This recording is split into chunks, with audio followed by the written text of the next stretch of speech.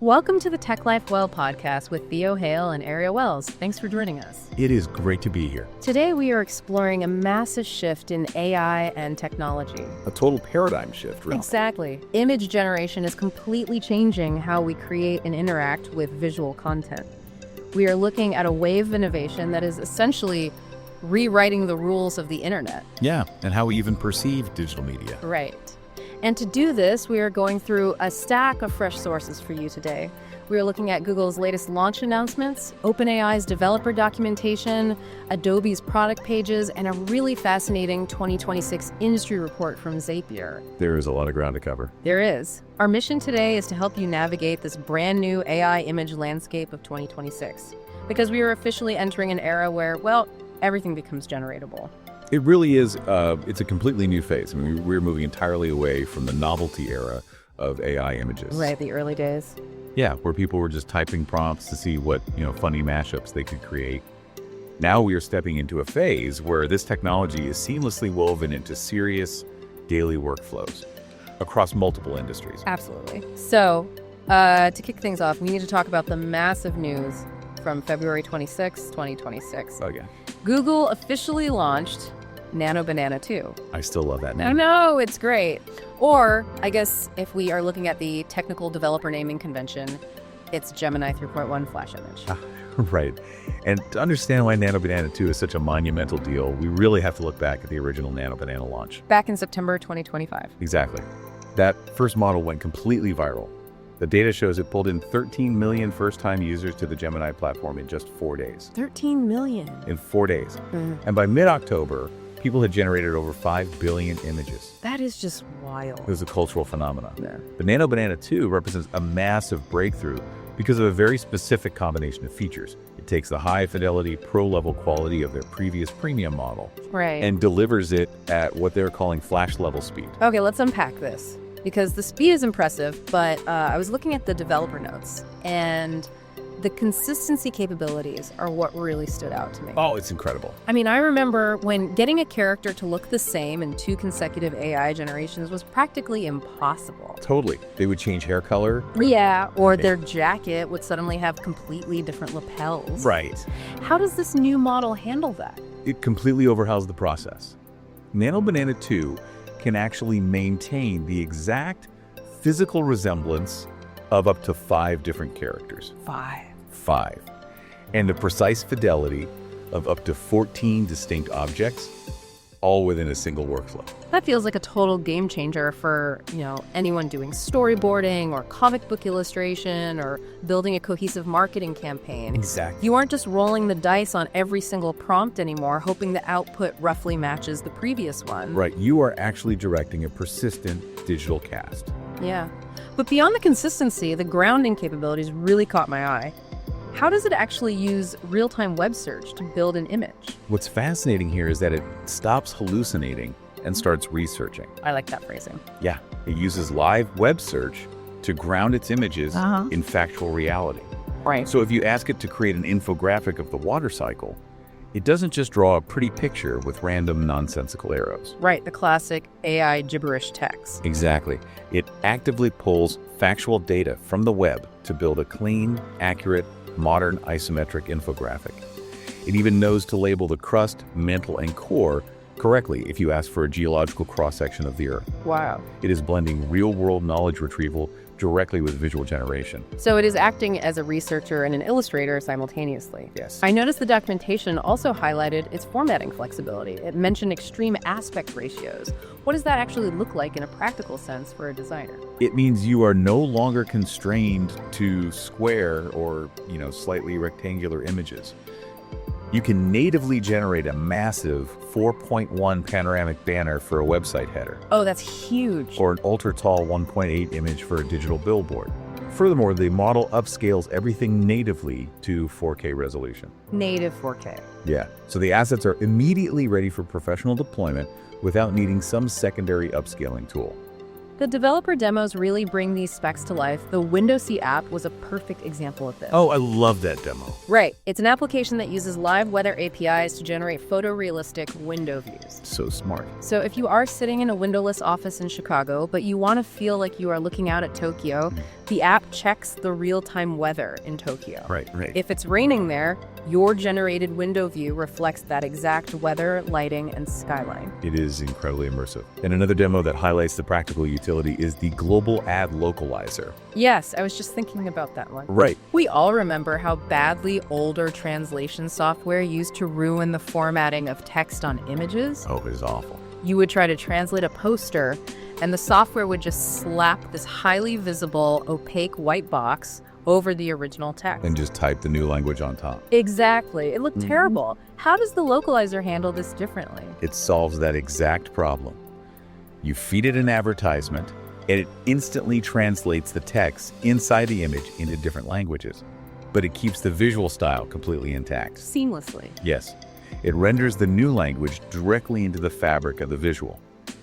So if the original text was written in neon lights reflecting in a puddle, the translated text will also be written in neon lights with accurate puddle reflections. That is mind-blowing. If we connect this to the bigger picture, this really highlights a strategic shift outlined in the research brief. Okay. Image generation is no longer a destination. What do you mean by that? Well, you don't have to navigate to a specific website or boot up a dedicated standalone app just to make an image anymore.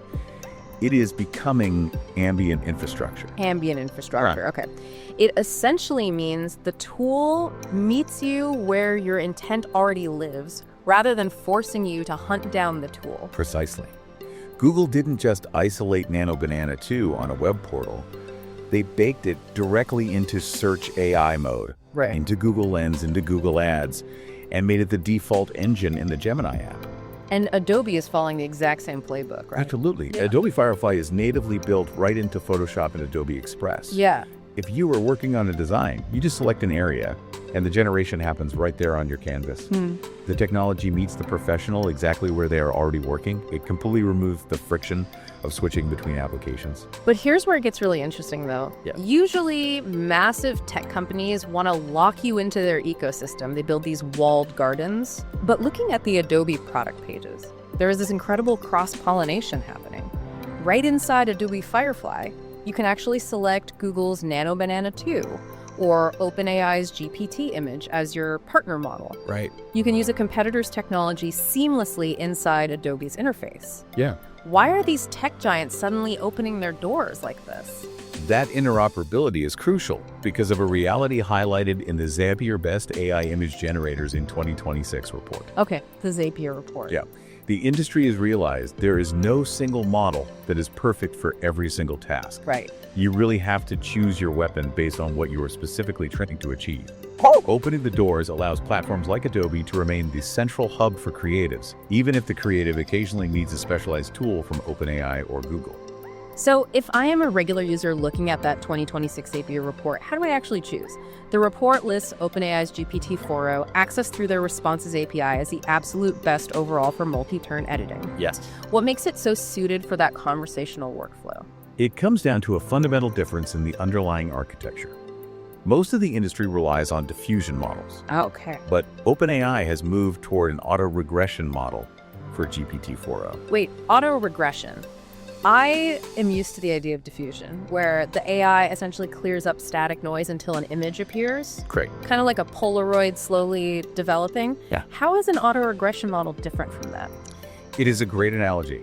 If diffusion's like a Polaroid developing from static, auto-regression is more like predicting the next word in a sentence. Like a text AI. Exactly, but applied to pixels.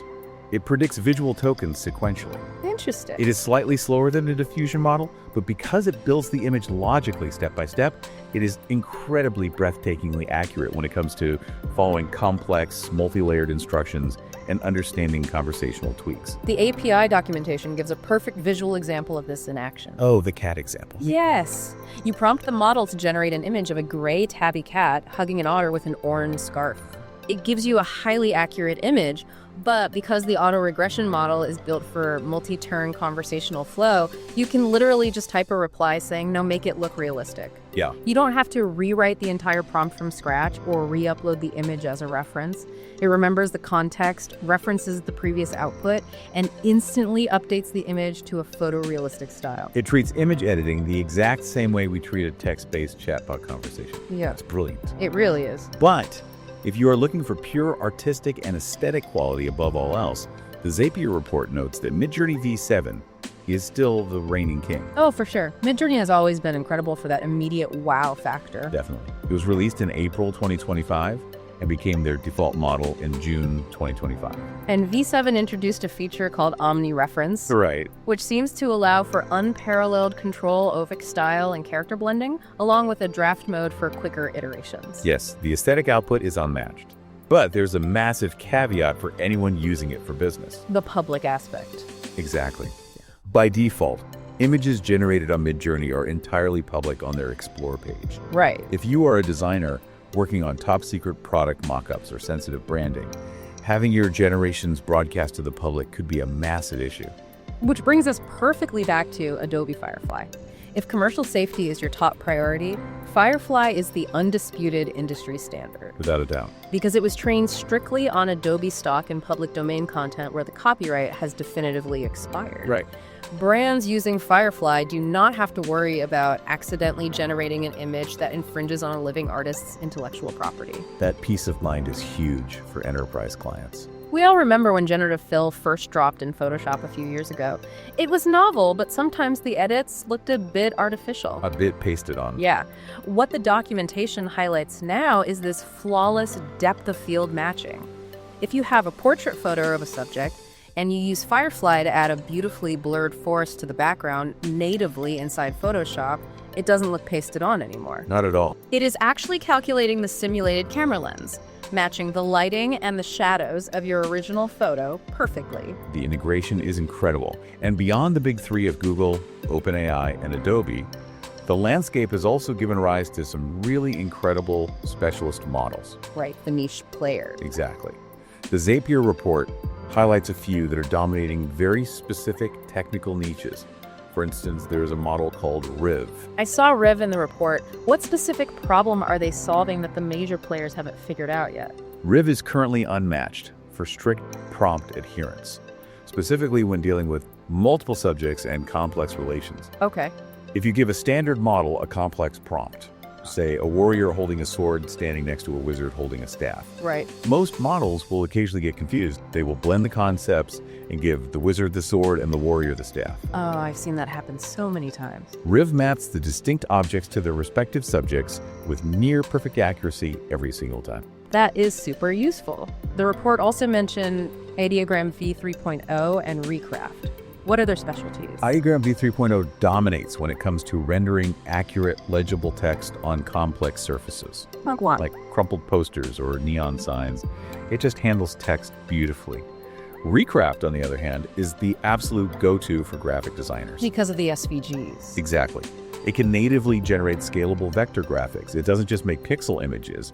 It makes infinitely scalable design files and stunning product mockups. And we cannot forget FLUX either. The report lists FLUX as the open source powerhouse. Yes. It was actually built by the original team behind Stable Diffusion, and it gives developers ultimate customization. Right. It allows users to run these powerful models locally on their own hardware, rather than relying on a tech giant's cloud servers, which is a huge deal for data privacy and independent development. This raises an important question, though. When you look at all these capabilities, from OpenAI's multi-turn conversational editing to Firefly's native generative fill and Reeve's perfect prompt adherence, we are looking at a world where altering reality takes literally seconds. It really does. The OpenAI API docs show an example where you can use a digital mask to flawlessly insert a flamingo into a photo of a sunlit lounge pool. I saw that. The lighting, the reflections in the water, the shadows cast on the pool floor, they all match perfectly. So what does this all mean for trust? If I can fake a flamingo in a pool or place a public figure in a location they have never visited and it looks completely flawless to the human eye, how do we verify anything we see online anymore? It is the defining challenge of this technological era. But there is a technical solution being deployed right alongside these generators, known as the provenance layer. Okay, the provenance layer. Google, for instance, uses a technology called Synthen. It embeds an invisible digital watermark directly into the pixels of the image. When you say a digital watermark, people usually picture a translucent logo stamped in the corner of an image that can just be cropped out. Right, the old school watermark. How does Synthetese survive someone maliciously trying to remove it? Because it isn't a visible stamp. It alters the actual pixel patterns in a way that is invisible to the human eye, but easily detectable by a computer. Fascinating. Even if you crop the image, apply heavy color filters, or take a screenshot of it, the underlying pixel pattern remains intact and identifiable. Wow. Since they launched the synthetic verification tool, the Gemini app, back in November 2025, it has been used over 20 million times by people actively checking if an image is real. That invisible layer is crucial for verification. But there's also a highly visible push across the industry, right? The C2PA content credentials. Yes. Think of it like a digital nutrition label for your images. It travels with the file and tells you exactly how and when the content was created or modified, and specifically what AI tools were used in the process. And the coalition backing this C2PA standard is massive. It currently has over 3,300 members. 3,300. Including Adobe, Microsoft, OpenAI, and Google. They are all agreeing on a standardized, industry-wide way to transparently say, hey, a machine made this, or a machine altered this. If we have a nutrition label telling us an image is generated, what does that mean for the person typing the prompt? That's the real question. If you're a marketer, a designer, or just a creative professional, and literally anyone can generate a photorealistic masterpiece in 10 seconds, the simple physical act of making an image completely loses its premium. Exactly. The value has to shift. It seems the true value is now moving toward curation, creative direction, and having the specific taste and contextual understanding to generate the exact right image for a specific moment. That is a profound way to look at it. The value is no longer in the brushstroke, it is in the vision. I like that. And it leaves us with something really important to consider as we wrap up this exploration for you. What's that? If image generation continues to be ambiently embedded into absolutely every digital tool we use, from our search bars to our text messages, our presentation software, and our ad platforms, how long until society completely stops distinguishing between a human-authored visual, a heavily edited photo, and a fully synthetic creation? That is a big question. Will real, unedited photography become a niche artisanal art form, much in the same way that shooting on 35mm film is today? We appreciate you listening. Follow the TechLifeWell Podcast for future episodes and updates.